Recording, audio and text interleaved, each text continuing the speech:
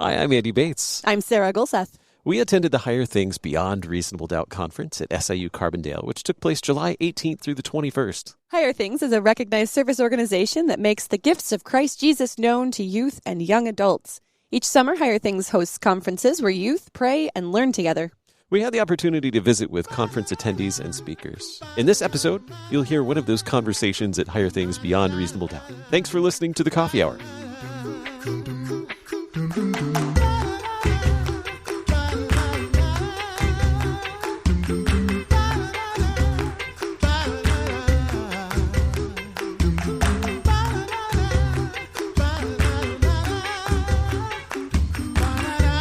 You're listening to The Coffee Hour. I'm Andy Bates. I'm Sarah Gulseth. We are at the Higher Things Youth Conference this summer in Carbondale, Illinois, and we have the opportunity to sit down with some of our friends serving the Lord in Sri Lanka. We are talking with the Reverend Stephen and Martha Mahlburg, who are serving the Lord in Sri Lanka. We're going to share their story in just a moment. Thanks to Concordia University, Wisconsin for supporting the Coffee Hour. You can find out more about Concordia University, Wisconsin at cuw.edu. Live uncommon. Joining us now at the table, the Reverend Stephen and Martha Mahlburg. Thanks so much for spending some time with us here on the Coffee Hour. Oh, thanks for having us. We are looking forward to learning more about the Lord's service in Sri Lanka. Before we even get to that, I don't think we've actually had a coffee hour chat with you. So let's talk about how the path to becoming missionaries and serving in Sri Lanka. Let's talk a little bit about that. Where would you like to start with that story? Well, that started many years ago, actually. When I was at the seminary, I was interested in doing international missions, and they told me that if your wife's not interested, don't bother. So I asked Martha, and she said, that'll be fine. You can go, but I'm staying here. I love it. Yeah. So I served in the parish for several years, and I did some short-term mission work. I also got involved with deaf mission work in the state of Michigan. And then Martha was selected for the floor committee that dealt with missions and outreach at the 2013 Synodical Convention, where she was a delegate. I'll let her continue. Yeah, that was really eye-opening. It was quite shocking to hear about the number of countries that were asking for help from the LCMS, and we just could not fulfill all the positions that, and it broke my heart to think that we had to turn away people who were asking for help to spread the gospel. And I started feeling slightly guilty because I had said no. And, I got to talk with some real-life missionaries, and they answered some questions, and I started praying about it. And when I got home, then I said to Stephen, well, are you still interested in missions? And, of course, I said yes, but in a rare moment of sanity for me, I said, well, let's not act on this right away. Let's pray about it and talk about it for a while longer, because when you come back from a convention, you can be pretty excited about something that fades away. So several months later, she was still interested. I was still interested. So we applied to the Office of International Missions and then started a series of interviews and all kinds of assessments and so forth. They had us meet with psychologists and they determined we were crazy enough to move overseas. So Yep. We ended up moving to Sri Lanka. What was that transition like from service here at a parish in the States? And you guys have kids, too, that join you on the mission field, too. What was that transition like moving from a life here in the States to Sri Lanka? Did you go to Sri Lanka originally then? Yeah, we weren't. Originally, we had been assigned in some other places, but before we deployed, they ended up switching us to Sri Lanka. Okay, yeah. Yeah. So what was that transition like for your family to move onto the mission field? It was hard in some ways. Our kids, we had been serving at the congregation for 14 years. Oh, wow. So our kids knew no other life than that particular congregation. And so they were kind of upset with the fact that we were tearing them away from all of their friends and what they had known, and transplanting them to a new place. And it took a while. It took a while for them to have their eyes opened, that there was more than northern Michigan in the world. And it has changed them. They really see the need for the gospel. They see the need for mercy work, and they have grown. Mm-hmm. They have a much broader perspective of the world and the church throughout the world. So it's been really wonderful to see how they've been developing, and they have a more open heart and are certainly more empathetic towards other people and the struggles that they go through.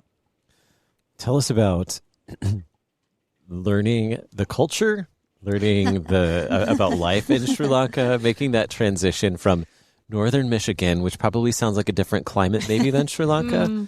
Snow. Yeah.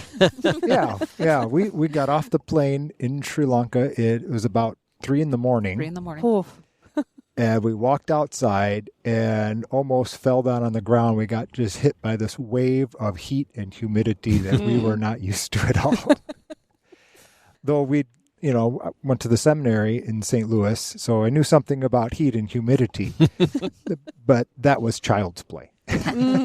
Yes. So, yeah, Sri Lanka is a tropical environment.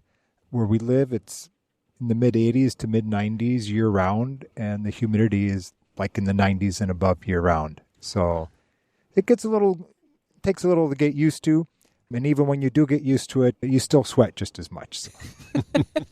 Yes. Well, what about getting to know the community and the people where you serve and culture? What was it like learning about a whole new culture? What did you know before you even landed on the ground there? What did you learn about Sri Lanka before you even hit the ground? Go ahead. Well, I was going to say, we didn't really know much because we only found out we were going to go to Sri Lanka a couple of months before we took off. Oh, yeah. And you can do research on the internet, but it's not like being there. Mm-hmm. You find out little things like you should hand things to people with only your right hand because the left hand is saved for other uses. Mm-hmm. Let's be kind that way. You find out things like, Well, almost everything is a finger food in Sri Lanka. Yes. Mm. So, we'll eat burgers or pizza or something like that with our hands. But there, rice and curry, you eat with your hands. And that's just a different experience, when you grow up and, mother tells you not to eat with your hands and everything. And then to go to a place where all the adults are eating with their hands, it takes you back a little bit. And then you get used to it, though. Yes. Yeah. Although I still end up dropping a lot of rice. I try to. I am impressed with that style of eating food. I imagine that's something that you have to learn how to do. And I will let Andy ask food questions. You can ask food questions. I don't own the rights to all the food questions. What kinds of food have you found that you enjoy? Do you have favorite Sri Lankan food now? Yes, I'll go. So I really love kotu. Kotu is a Sri Lankan comfort food. Oh. So what they do is they take, it's usually a chicken dish, although it can be made with seafood, it can be made with mutton, it can be just vegetables. But what they do is they take a flatbread called a paratha or a roti, and they will chop it up into little pieces, and then they will fry that with vegetables and, like I said, with meats, and it's really delicious. It can be very spicy. Sri Lankan food in general is extremely spicy. And usually when I introduce people to kotu for the first time, I go to a particular restaurant because you can select the level of spiciness. This is for the Western. Yeah. Americans. And I always tell everybody, go for the mild. Yeah, well, I don't know. I like a lot of the food. One particular dish I like is called pol sambal, and it's made with coconut, chilies, tomato, and some spices, and it's a side dish, and I just call it Sri Lankan coleslaw. Doesn't taste like coleslaw, and it is quite spicy, but it's one of my favorites. So where have you settled in Sri Lanka? For people, we may know where Sri Lanka is on a map, but whereabout are you? Where did you settle? What is housing like for you guys? Well, we live in Colombo. It's the capital city, and about a quarter of the population are in the Colombo area. So it's quite populated. I think it was 5.4 million people in there. With Yes. the total population of Sri Lanka is about 22 million. Okay. And there are all different styles of housing there, but we actually live in a more Western style apartment, which means we have an oven. Yes, which is rare. Yeah. And Western toilets. And a large refrigerator. And a large refrigerator. Yeah. So we use AC. But we try to hold off on as much because electricity is quite expensive there. So after a few years, you start to acclimate to a bit of the warmer weather, and you don't have to use that so much anymore. We don't have a car. We mostly get around by taxis, which are quite inexpensive, especially compared to the U.S. But I also, last year, got a scooter. And so travel a bit around on the scooter as well. You mentioned that your home is perhaps a bit more Western. What's a traditional Sri Lankan home like then? You mentioned you have an oven. That's not typical in a Sri Lankan home. No. What would a Sri Lankan kitchen look like? Well, the Sri Lankan kitchens that I have seen would be a counter. And particularly, I've seen more of them in the upcountry on the tea plantations up there. So it would be a counter and a place where you could have what they call them a cooker, but it would be a couple of stovetop kind of ranges that they use gas for, but they also have a spot in case they don't have the gas that they can just use wood to cook with. No refrigerator. No.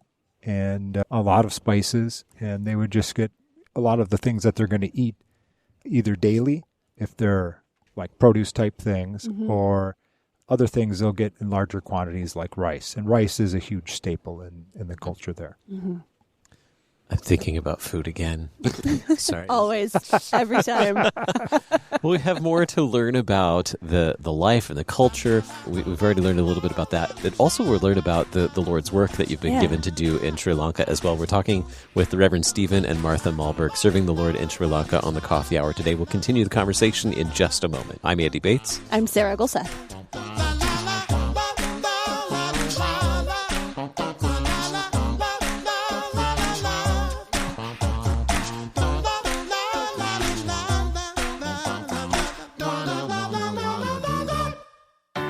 At Concordia University, Wisconsin, we believe you were created for a reason: to use your God-given gifts to help others, to live a life of self-sacrifice in a me-first world, to live a life that's uncommon.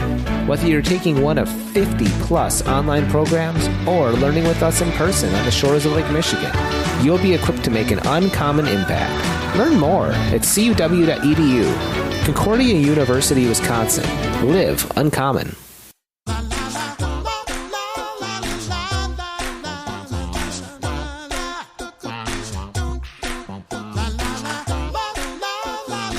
Welcome back to the Coffee Hour. I'm Andy Bates. I'm Sarah Gulseth. We are talking with the Reverend Stephen and Martha Mahlburg, who serve the Lord in Sri Lanka. We've learned a little bit about life in the community where you live in Sri Lanka. Let's talk a little bit about the work that the Lord has given you to do in Sri Lanka. What are the chief areas in which you are serving? What are the needs? You mentioned earlier, Martha, that there was a need that there, organizations or other church bodies asking for help. What are some of the things that you've been given to do? Well, in Sri Lanka, there is a Lutheran church that exists there. And it was basically the foundation of that church was an LCMS missionary that came there back in the 50s. And he particularly went to the tea plantations and reached out to the Tamils who had moved there from India to work on those tea plantations. And over the years, that church has come along, but at some point in the last 20 years, they had some administration kind of problems. They lost their registration with the government. And in the last, 10 years, they've been going through kind of a restructuring. So when I came over, that was a big part of what I was there to help with that restructuring. They were able to get another registration for the church, but they weren't allowed to keep the name that they had before. They had been called Lanka Lutheran Church. Now it's the Ceylon Evangelical Lutheran Church. And in that transition, they moved back to being a mission of the LCMS. So last year, they finally had a church meeting where they elected their leadership. They elected a bishop as the head of the church. And this year at the LCMS convention, there's going to be a resolution that comes forward to recognize them as an independent Lutheran body in which the LCMS is in fellowship with. So we're very excited about that. Oh, that's really cool that's happening. Yeah. So that means my role is transitioning as well. They have 4 ordained pastors and 5 evangelists, and they have 15 congregations and mission stations. So they're spread quite thin. And one of the things that we're focused on is education for the pastors, for the evangelists, and especially looking at the future of pastoral formation for young people as they move up. So I'm trying to help out with that, to facilitate that work, and really to make it so that in the future they're not as dependent upon missionaries to fill that void, but that they're able to do that. So one of the exciting things is that we're able to provide the opportunity for one of the pastors to come and study here at the Fort Wayne Seminary. He went there for 1 semester this past spring, and he'll be returning next month to go a couple more semesters. So we're excited about that, and we're very hopeful that this will be the base for the church body to be the driving force behind their own education, first of all for pastoral formation, but then, of course, in the future for other types of church workers. That's really exciting. Yeah. All of that happening in the future. Yeah. Yeah. Who are some of the people that you get to work alongside working with this church body? Who are some of the people you've been working with that you've been able to build relationships with as you've been there now for several years to have those relationships built with this church body? Well, the one who was elected bishop, Arul Chavan, he serves several congregations actually up in what we call the upcountry in the mountain areas. That's where the tea plantations are. And he's been serving there for, I'd have to look it up now. How many years? 15, 20 years, something like that. And there's, Pastor Devin Asen. He's the one that has come back and is working or studying at Fort Wayne. He has a congregation in the Colombo area where I also conduct an English service. And he has a few other congregations in different parts of the country that he shepherds. There is Pastor Nataraja. He's the most senior of the pastors there.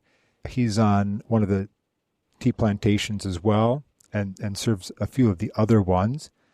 And then in 2017, about a month after he arrived, Pastor Nyanakumar was ordained into the ministry. And so he's also serving. I know they're all of them except Pastor Devin Asen are really in the upcountry on the tea plantations. Mm-hmm. So I've been working with them quite a bit. Also the evangelists, there's 5 evangelists, Sebastian, Raja, Aruprakash, Muthukumar, and did I say Raja? Mm-hmm. Anton. I think that's the one I missed there. Yeah. So we also have Nathan J. Chitranason that I work probably the most closely with. He's not an ordained pastor, but his father was one of the first 2 Lutherans to be ordained as pastors in Sri Lanka. Oh, wow. So there's a long history there with his family. And he does many things. His official title is projects manager. So he works in a lot of different areas, but he also does a lot of translating. He's very fluent in Tamil, his native language, Sinhalese, which is one of the official languages in Sri Lanka, and English. He was an English teacher before he was really working for the church like this. And I rely a lot on him, but not just for the translation and the other work, but he helps me a lot with the culture and to understand the different things that I just don't get as a Westerner. Mm-hmm. And he has a lot of fun at it, too.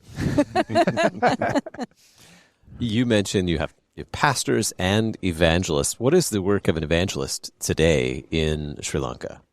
Okay, yeah. Well, it might be a little bit of a deceptive term because we think of evangelists that they're going out and that's the whole part of their job is evangelizing, but that's certainly part of it. But they are really kind of act as assistant pastors because of all these different congregations and mission stations. So they're there to minister to the people in the absence of the pastors who then will visit according to their schedules to bring communion and do other pastoral acts as they come. Mm-hmm.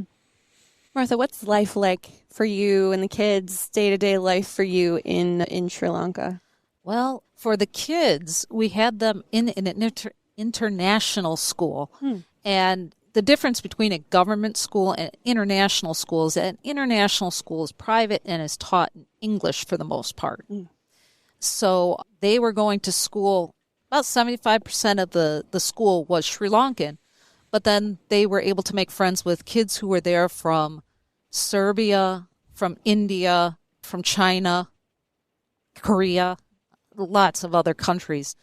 And, it was really a lot of fun to have the kids going, I want to introduce you to my friend. They're here from, this country.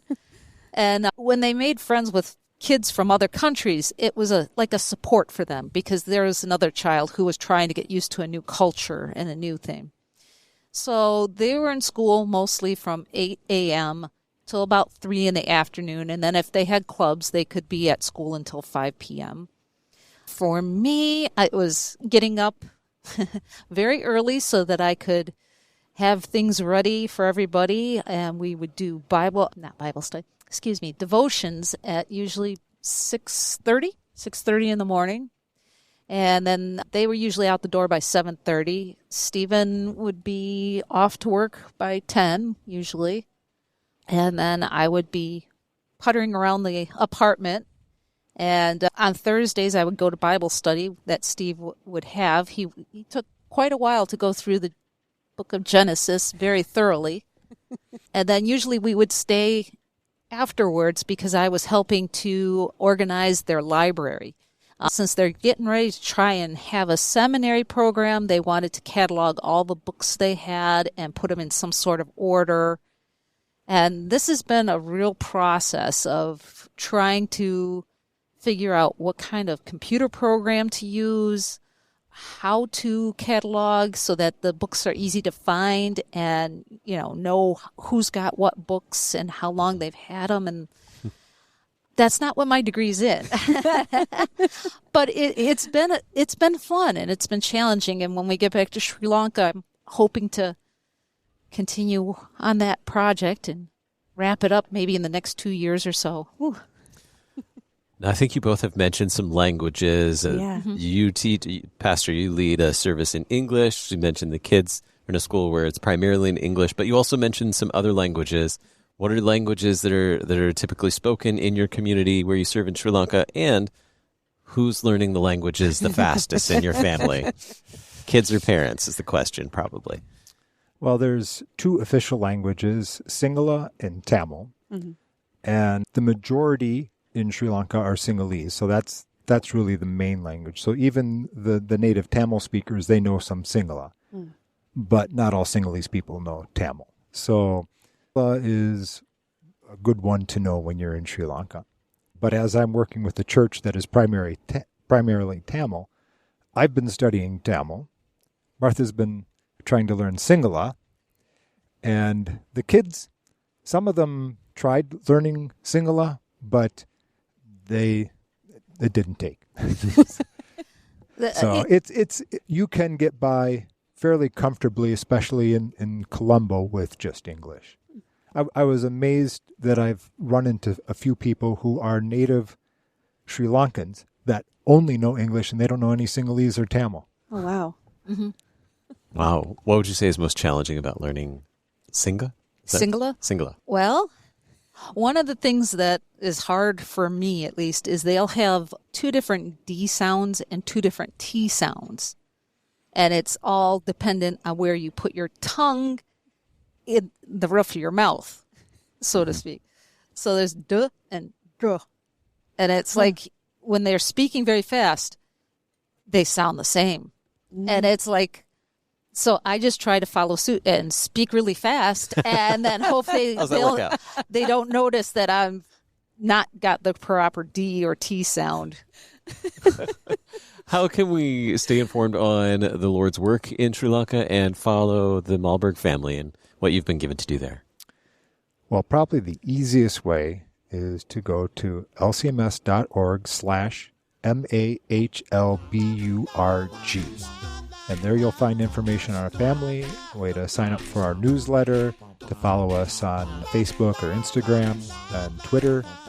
And if someone would like to, the Lord puts it on them to partner with us in the work over there, it shows how you can do that as well. Very good. Well, thank you so much for spending time with us here at the Higher Things Conference. Well, thank you. It's been a pleasure. You've been listening to The Coffee Hour. I'm Andy Bates. I'm Sarah Golseth.